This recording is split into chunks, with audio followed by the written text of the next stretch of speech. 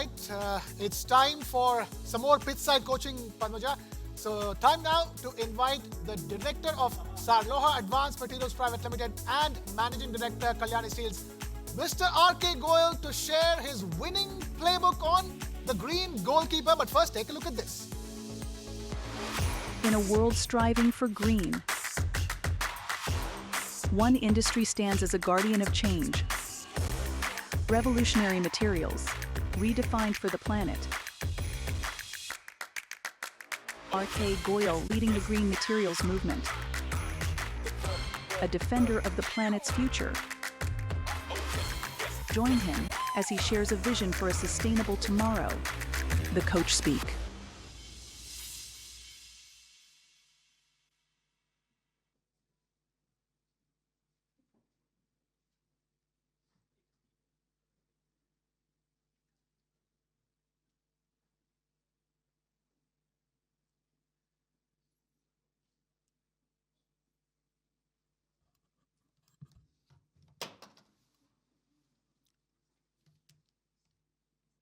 Good afternoon, ladies and gentlemen. First of all, I like to thank TV9 for presenting here a wonderful fusion of politics, industry, sustainability, media, and it's a place where you can find almost everything. I've made presentations in several conferences. The focus was only on the topics or the conference topics. But I'm amazed to see that we are going to see football. We are in a football stadium. We have media. We have best of the politicians from India, best of the speeches about the country's growth plans, and a huge relationship development, uplift in relationship between India and Germany. Thank you once again.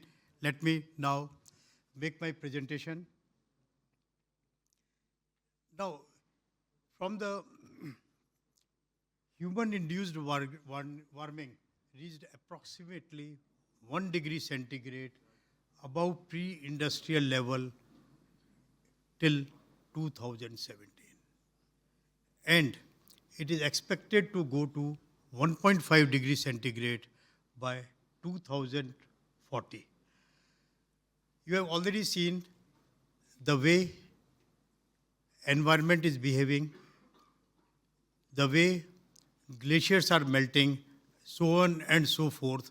And if we all collectively do not do something substantial, then we are in for a much larger problem.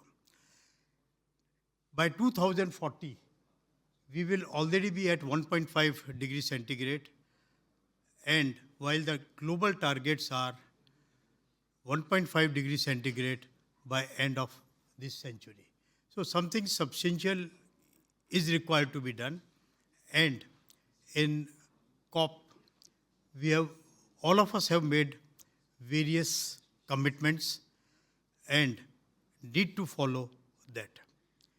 It is not only for the nations who have committed about it, it is about all individual companies who have to make commitment and who have to do their bit so that in totality we are able to achieve these goals.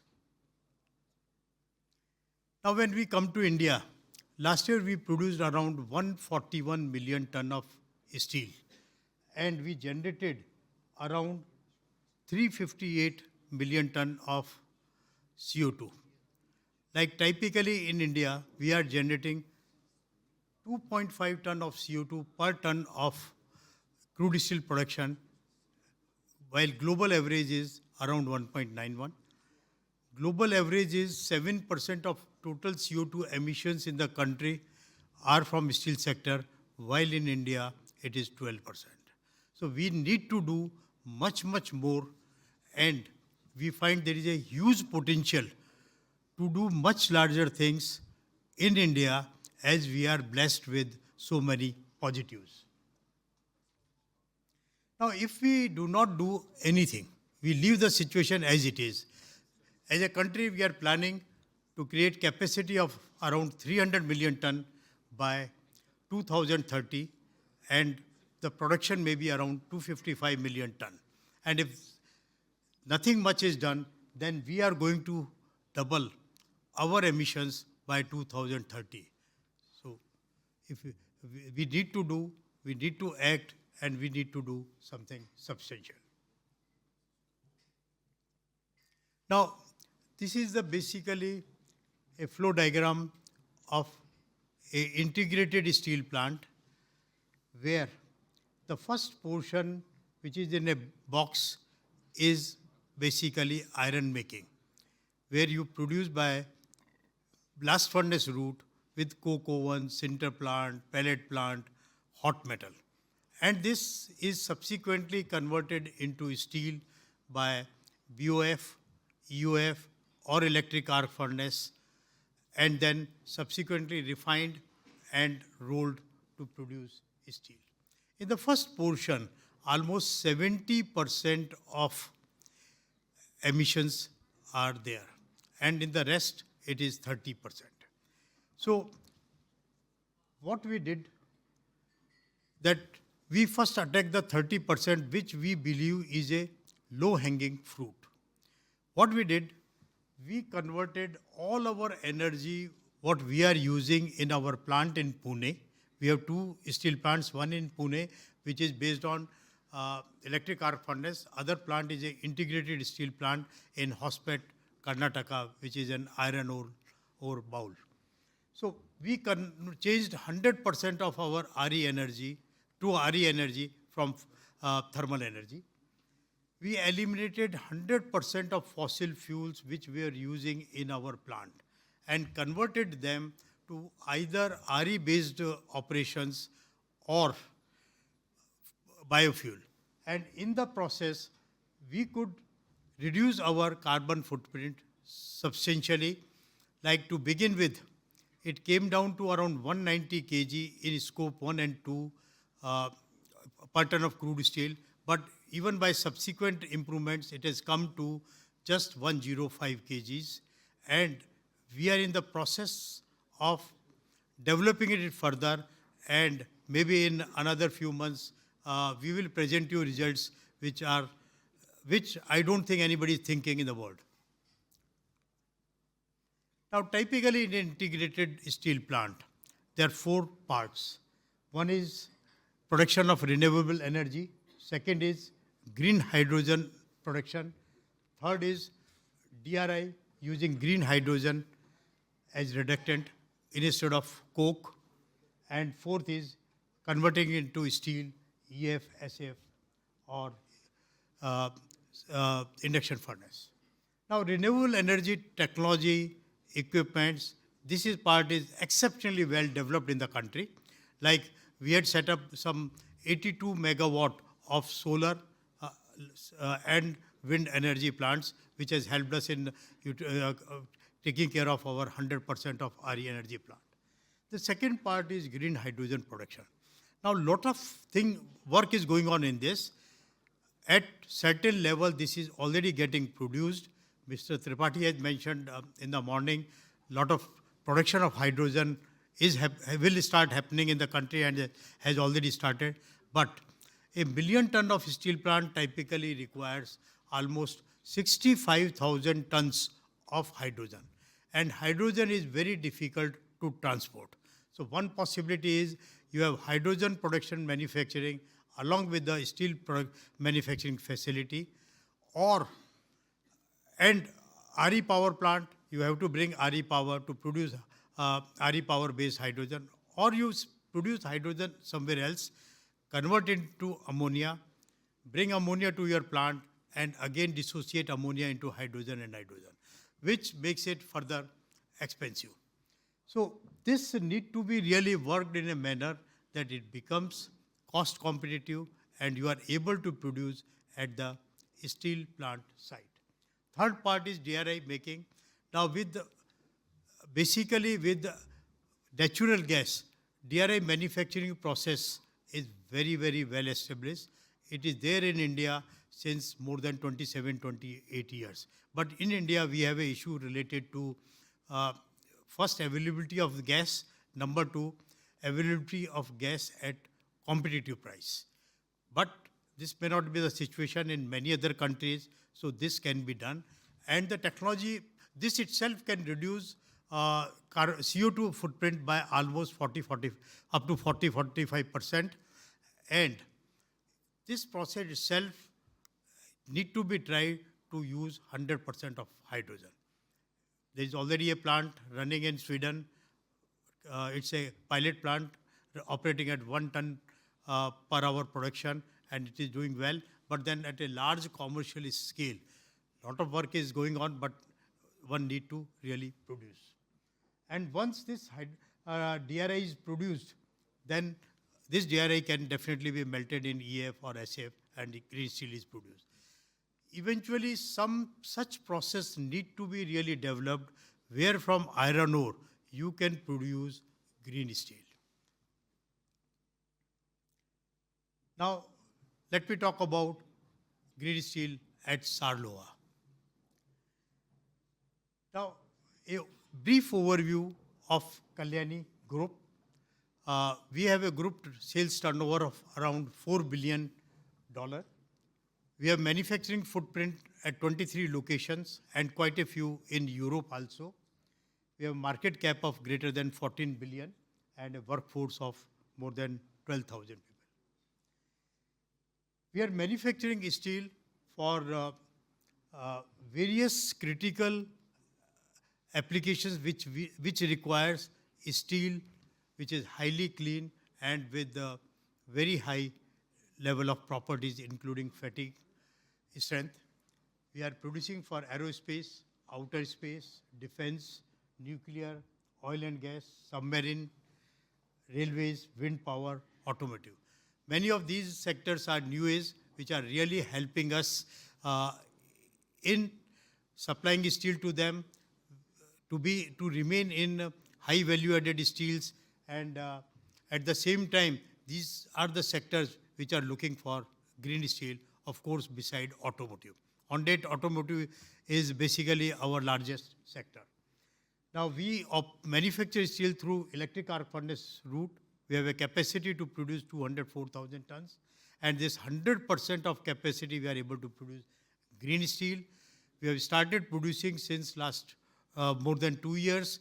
And yesterday, Mr. Scindia was there. Subsequently, I will show you a photograph. He was the person, when he was steel minister, who graced our occasion while launching the green steel.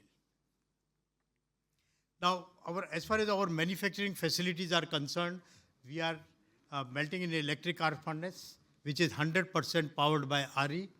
Then we have secondary refining in ladle furnace. We have vacuum decasing, VOD, casting. We have the best and the largest caster in the country. We do ingot casting up to 70 ton, and we have secondary refining processes like slag refining and vacuum arc remelting. We have several rolling mills, heat treatment, finishing, and almost all the testing facilities which are required. Now, these are some of the grades which we produce for various sectors, and a good portion of our steel is coming to Europe in the form of components, and as well as to US. Now, when we talk of green steel, we talk about scope 1, scope 2, and scope 3. As I mentioned before, scope 2 we made zero basically by uses of green energy or renewable power. Scope 1, we changed our raw material mix and we are largely using scrap. We are taking back scrap from all our customers. We are also, like you may be surprised, we sell steel to countries like US, and at the end of life of the component, that component comes back to us in India for remelting. Now, this circular economy, which we have adopted very heavily in our plant, is really helping us. So, in a way, we are basically conversion agents. And it is highly sustainable because the same material keeps moving rather than bringing fresh material. Now, as I mentioned before, fuel mix today is basically biofuel, or all our furnaces and all are running, which were running earlier on furnace oil or PNG, are today running on electricity or biofuel. Now, this is the photograph of our launching ceremony. Mr. Scindia, you can see, yesterday he had made a speech, and the complete Steel Ministry people are there. We have created two brands. One is Kalyani Ferresta, where it's a low CO2 steel, where we were committing 190 kg when we started 2 years back of CO2 per ton of crude steel, and 0.35 tons of CO2 per ton in the rolled product. And by utilization of 100% of renewable energy. And we also have a grade, Kalyani Ferresta Plus, where whatever is the residual CO2 that is offset by purchase of equivalent carbon credits to achieve carbon neutral products. But this is all scope 1 and scope 2. We did not stop here. Now, many of our customers in Europe has started asking for scope 1, scope 2, and scope 3 in totality. And we are already started supplying crude steel with less than 400 kg of CO2 and various grades of steel which has alloying elements also, like for example bearing, with only 510 kg of CO2. These are among the best figures in the world. We already have now a tie-up supply arrangement with some German companies, and we are already supplying green steel to companies in Europe. Now, when we thought of producing green steel, we thought maybe people will not believe us or trust us that we can produce this, we can produce with such low CO2 footprint. So we hired the best inspection and certification agency, DNV, based in out of Netherlands, and they are the people who are certifying every heat of our production of green steel. Now, you may be a little surprised. The German government delegation led by Mr. Stefan Wengel, Parliamentary State Secretary, Ministry of Economic Affairs and Climate Action, Germany, on 26 July 2023. He visited us with his complete team, and I don't have words to explain the way he appreciated our this initiative, and he really said that this is the thing we would like to do in Germany as soon as possible, and how we can cooperate. And TV9, without knowing this, has already started some level of cooperation, some level of integration between the two countries. This is our supply agreement, photograph of supply agreement with ZF. We are the only supplier to them, and they want to be assured of a large supply of green steel from our plant. They did very extensive verification and compared us with the rest of the world for production of green steel before signing this MOU. Thank you very much, and it will be a pleasure for us to work with German companies for development of green steel, for supply of green steel as well as components made of green steel.